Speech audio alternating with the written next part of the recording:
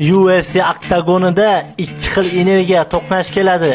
Bir tomonda juda sukunat va sokin, shuningdek hisob-kitobni yirtqich Shavkat Rahmonov, u so'z bilan emas, zarba bilan gapiradi. Ikkinchi tomonda esa portlovchi xarakter egasi Joaquin Buckley. Rahmonov sokinlik ichidagi haqiqiy xavfdir. Joaquin Buckley esa chaqmoqdek portlaydi. Do'stlarim, bu jang taktika va strategiya to'qnashuvi bo'ladi. Kim g'alaba qiladi? Sovuq aqlmi yoki yonib turgan yurakmi? Bu yerda faqat yurak, jasorat va zarba gapiradi. Shavkat Rahmonovga shovqin kerak emas, unga natija kerak. Rahmonov jang qilish uchun chiqmaydi, u ochiqchasiga ov qiladi.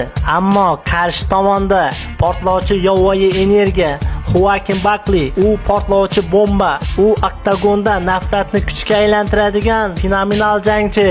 Do'stlarim, bu ikki olam to'qnashadi. Jimlik va portlash, aql va g'azab, hisob-kitob va yurak.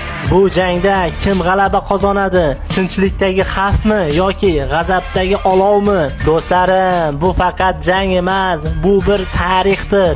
UFC sahnasida ikki yirtqich to'qnashadi. Kim orqaga chekinmaydi, o'sha g'alaba qozonadi. Azizlarim, videolar sizga yoqqan bo'lsa, o'z fikrlaringizni kommentariyada yozib qolding va like bosib, obuna bo'lishni unutmang.